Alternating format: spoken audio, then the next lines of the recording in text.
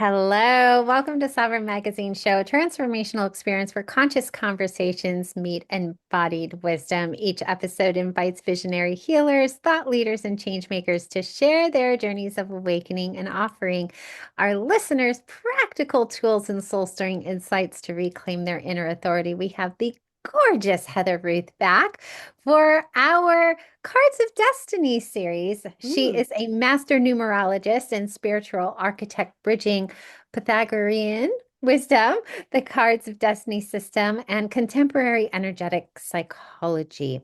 As the founder of the Pure Soulful Coaching, she crafts intricate blueprints of soul potential, translating cosmic alignments into practical pathways for human evolution.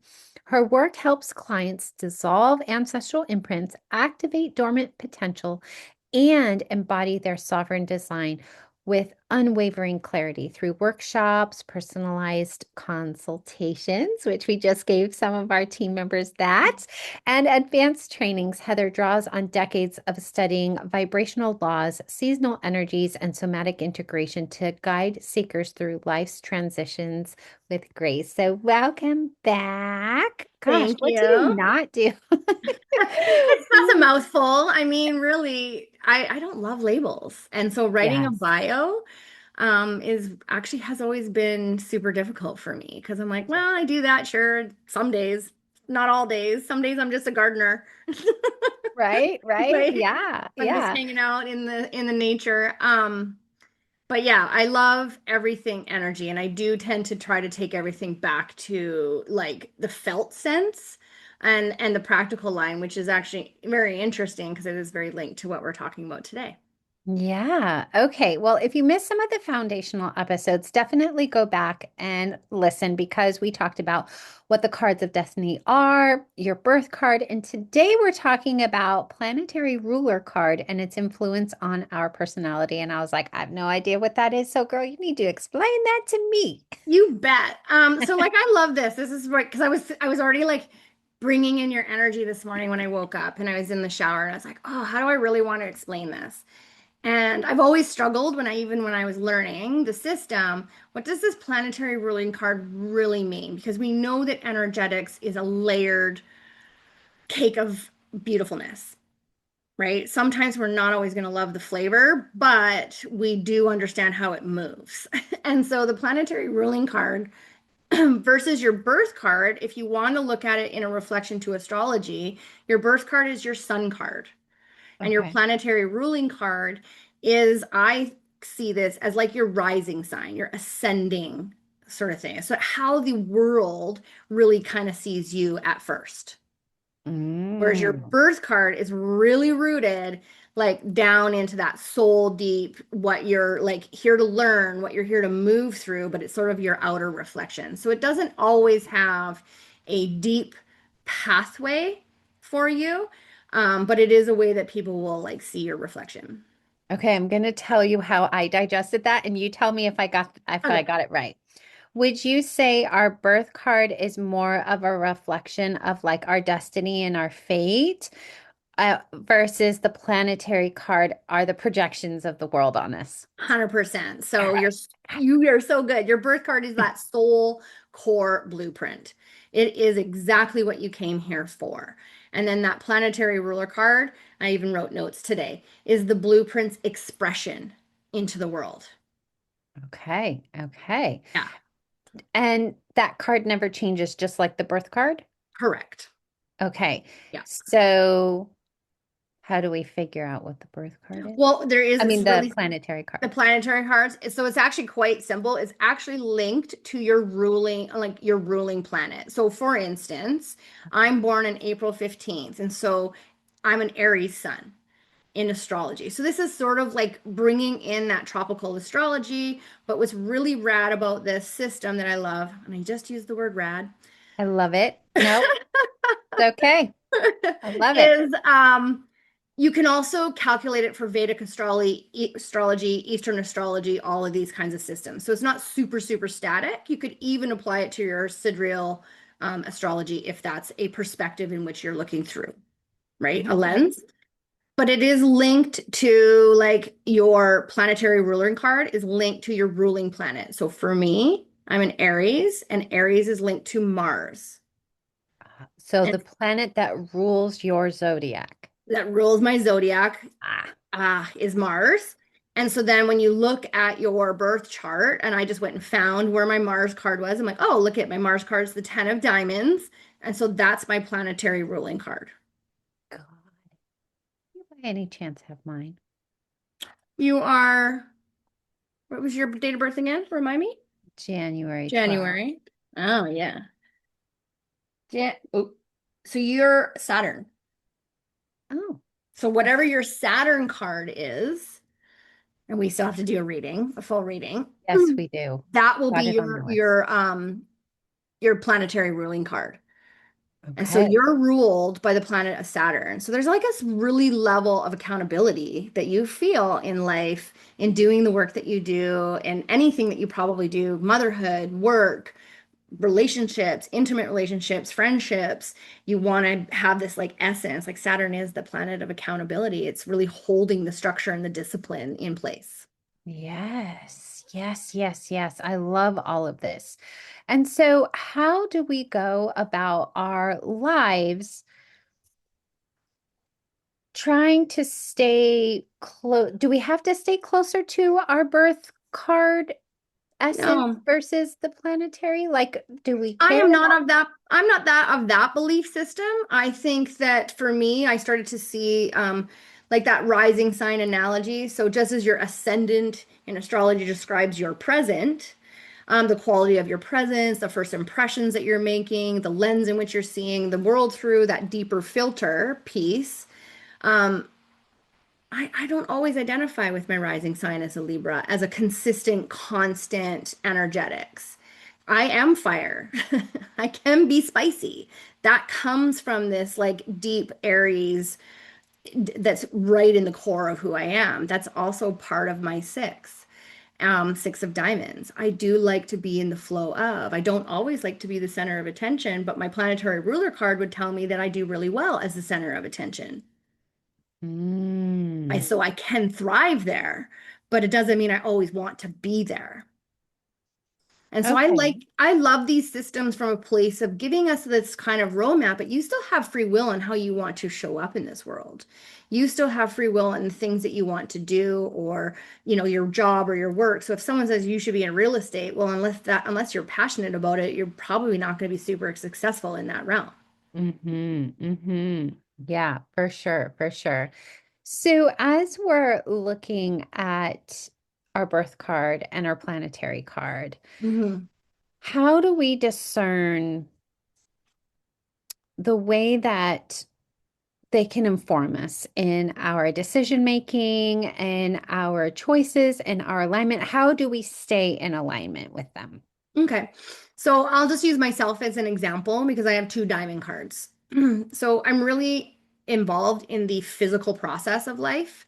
So with my six of diamonds card, I really had to learn how to be in flow with both my value, my ability to bring in resources, and whenever I would cling to one side or the other, which means I would either overpay my debt or I would ignore it altogether. Those are two very dramatic aspects. But when I'm in the middle, where I'm just sort of paying on time, I'm paying the right amount, I'm not overdoing it, I'm actually in much more flow in my own self-value. And then the 10 of diamonds wants to express itself like people would see, like I like material wealth, but also I don't because I actually like the abundance of the earth. So if you were to read the mundane, basic thing about the 10 of diamonds, yes, they can bring in great wealth, but it depends how they're seeing that lens. And so for me, I definitely don't deny that I want money because I know how the Who world works. doesn't? And what I would do with money would be like exponentially helping my community out and families that were struggling. That would just be who I am. I would like to give and nurture.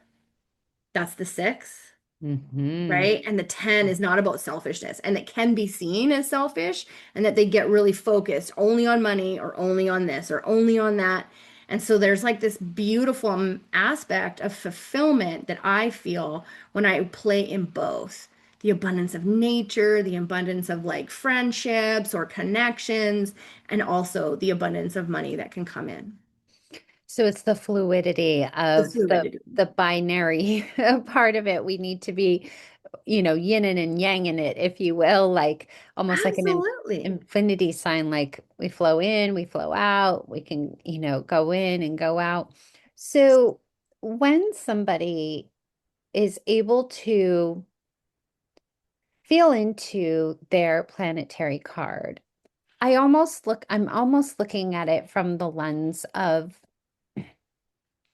energetics, and like I just keep imagining whether or not you're soaking up the energy of those around you, right? Like Mm, almost from a human design perspective, and I think you'll understand what I'm saying, where projectors get their sense of self when it's projected upon them, or like a reflector who, surveys the energy of everybody and can take it all in, right?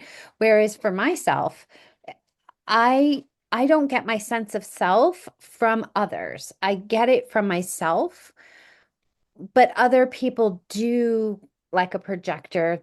If they're not getting those good jobs, right, then they're unable to know if they're doing a good job, and they might have a negative sense of self that day, right? okay. So how does your planetary card, if it's kind of this projection of the world on you, how does each of the 52 cards Mhm. correlate to a planet? Like that's where I'm kind of confused. Or are there Oh, okay. only a certain number of planetary cards?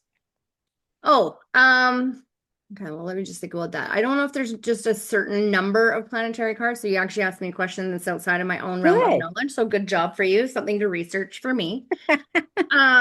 I think of this more like the composite energy. So when you add your birth card and your planetary ruler card together, what is that composite energetics? And so for me, like I could add 6 to 10. That's 16, that adds to 7. So, oh, okay, that makes a lot of sense. Like 7 diamonds is linked to the millionaire's mindset. It's the ability to see what's in front of you, but know that there's something else coming down the line that you cannot see in the unseen world. And so it's really literally like this third frequency mathematically that's unique to you. And so there are some people that will be born on the cusp of a birthday and they will carry two planetary ruler cards. Okay, so that's just like an added layer of like energetics that they can kind of see through. That Okay, would so a be my lot of people that daughter. I meet that hold that are those that are like, especially in November. So if Mm, you're a Scorpio, a lot of times when you're born in that cusp, you will carry more than one planetary ruler card. And so I mm, will look at those like layers of energy, and one might be playing more one year, and the other might be playing a bit more in the like and another year mhm, after that. And your birth card is just like rooted in there. It's there forever. And like those two planetary ruler cards might play off each other mm. if you have more So than year to year, you might have a different calling. 100%. And so here I was just looking at my own chart just to give a really good example. And so I'm writing for you guys this year, and in both of my charts, it says this is a really good year for me to communicate. It's a really good year for me to be writing or in that kind of intellectual types of pursuit, but in two different forms. One is about very structural aspects of sharing through my higher self, and the other one is getting playful and curious about like how do I even get to reinvent and evolve with this system as I'm learning it while I'm teaching it, essentially. Mm. Fascinating, fascinating. This is really, really interesting. And so when you're doing a reading for somebody, do you like get out the deck and like lay it all out, or do you just go based off the numbers and you figure that out? So before I sit with someone, I look at this. So my mentor, she did up all the spreads. So there's 90 different spreads we can look at. So I can sit and look at like if someone was the age 90, they're in spread 91. And then I would look and see like what did their cards kind of unfold like? What line are they sitting on? So are they really influenced by Jupiter, by Mercury, by Venus? This makes a big difference where their card lands because that will be the impact. Oh for my gosh. example. It Oh, and is. then I also have a system, and so I purchased Robert Lee Camp's Book of Destiny system, which anyone can have. They want it. I highly recommend being guided by someone who knows the system when you do open it up, because some of his explanations might not be fully aligned with what you are feeling. And so it's like trust your intuition. Maybe don't look at the definitions, but just feel into what you think the cards unfolding might give you. So I let them see their spread.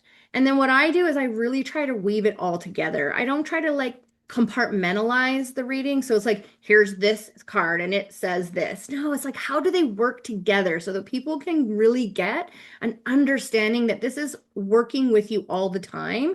And it's just like a working document essentially. And so I also layer in the Pythagorean stuff all the time. Say, like, really understand that this in your actual chart of Pythagorean, which is more linked to our personality, 100%, it's like this is also playing a role. So if you carry the arrow of determination, which I know I do, I know that I can pretty much do most things, even if I don't like them, because I just like getting them done. Mm-hmm. Like Mm-hmm. once I've said yes, I will follow through, and it might be painful for me on the inside if I'm really not enjoying the whole process, but I know that when I get to the end, it'll be like, ooh, celebration time. So Right. knowing that I have that ability, that strength to be determined, I'm determined to do what it is that I've set my mind to and my heart. Mm-hmm. Mm-hmm. Okay, so if there is one thing that you would want people who are very interested in this planetary ruler and birth card and all of that, what would you tell them if they wanted to know like one thing today? What would you say? I mean, besides the fact that they just need to come and get a reading from you because that would be the easiest. Know your birth card. Really understand what your soul's like blueprint contract is. And I really know that. I'm doing for your staff, right? Writing them a birth card reading, and I'll weave in key components into it to understand. The other really key thing is know what energetic year you're in. How do you figure that out? Is that part of the You reading? literally can just add up, yeah, always. It's you just add your date of birth with the current year that you're in. So you just add up all the numbers of your date with the current year, get Okay. it down to one single digit so that you know what number is actually playing with you. Where are you in the 9 year cycle? Okay. So That makes a big, I'm trying to add it up in my yeah, head. add yours up. I think it would be a 4 if I got that correct in my head. Okay, well, let's just double check with the beautiful thing that we call a calculator. So January 1, what's the date? 12. 12. 2 plus 2 plus 6. You're actually in a 5 energetic year. Oh, I'm in a So it 5. adds to 14. Oh, okay. So when Okay. you're in a 5, you're right in the middle of that kind of like 9 year cycle. This is a year where you're really achieving and looking for aspects of change. How do I change how I talk? I've seen you already. I met you before your birthday, and you started showing up live in Instagram pretty much almost like to the T after your birthday, and really sharing your face and not being behind the scenes and knowing that you had to change something to get a different impact. And within that, that's also going to provide you with this element of freedom, which 5 is ultimately always after. It's fun, it's playful. You're in a playful year. So the more you play this year, the more you bring in adventure and play, even in your work, you'll start to feel that aspect of, oh, I'm not just trudging through this. I'm like Mhm. really here in it, and it'll make it much more enjoyable. For sure. I really feel in it this year. For Yeah. sure. And I wouldn't say I've ever felt like I've had to like trudge through things. It's just been hmm. I don't know how to describe it. It's been, I get so many downloads. I feel like my spirit team were just like, keep going, keep going. We've got more for you to do, and now I feel like we've landed. That's the best way to describe Yeah, it. that's good because you do get lots of ideas. I can see that by just like sheer amount of ones that you have in your chart. And that allowing yourself to have the ideas, and like I said, have an ideas board or a journal that you just write them down, and then you start to look at them from a different perspective, and you're like, okay, I want to take action on that. And then you just categorize which ones you want to step forward and which ones get to just be in the ideas channel for a while until Yeah. they truly land in your body of creation. Yeah. Yeah, this is fascinating. Yeah. Okay, well, if you want to connect with Heather, she's in our community, community.sovereign-magazine.com. All her details are in the show notes. Her columns are going to be coming out soon. Her podcasts are going to be coming out soon. So you will have a plethora of information from her, and all her details are down below. So definitely connect in with her, get that reading. I'm Oh, yeah. And the best part about my readings is they may not be what a lot of people see as price easy, but they're not just one reading. I actually that container lasts for 30 to 60 days. And so that they can people can then ask all the time. This is what I really believe in the world of AI that's coming in. And I actually am not a I love AI actually from a certain standpoint. I think it's beautiful and wonderful in some aspects. But I also think that we got to just know and we got to be aware. And in a world of AI where a lot of people are just chat GPTing astrology and ChatGPTing, they're getting a very generic footprint of these esoteric systems, these ancient wisdoms. And someone like myself, who I read mythology, I'm reading about Enki, the god of war and wisdom, water and wisdom right now. They're going to pull in from all of these aspects, and they're just going to be more reading towards you than the general public. Yeah, and it's definitely worth it. I've always found that when I connect with a human, I get so much more out of it than just reading something. Yeah. There's that energetic exchange of Yeah. information that is I super important. I loved meeting your daughter. So this is a Yeah. really good example. And she said, first thing out of her mouth was, "How did you know about me?" She did tell me that. She was like, Mom, it was kind of weird. She knew about me. It was really beautiful because that's the innocence, right? She's beautiful, your daughter beautifully intelligent, but the innocence of it is I just felt reflected in. And that's what we need as humans is to be witnessed and seen, not from a validation standpoint. I'm not going to validate you because there are going to be things in your life that have occurred and you're like, why did that occur? Well, I can't tell you why that occurred, right? Necessarily. I can say, here's the energy that was bringing potentially up this if issue Yeah. or environment. Yeah. But it is about really like I've just done two readings in a row for the last couple of days, and they were like, wow, crazy. Same. My daughter keeps rereading your summary because it was just such a beautiful reflection of what she needed to hear in that moment. Like you just touched on whatever her soul was asking her to look further into that day.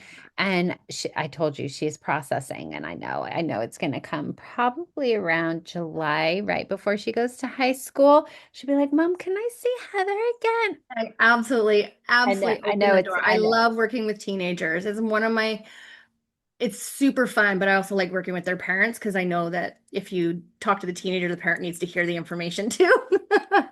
Yeah, yeah, Or it for just kind of sure. ends up in dead ears. Anyway, it was For one sure. beautiful. I just wanted to share that Sure. today Of for the audience. course, of course, of course.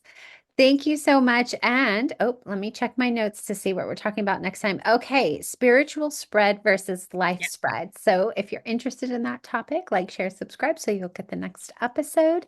And we will see you on the next one. amazing.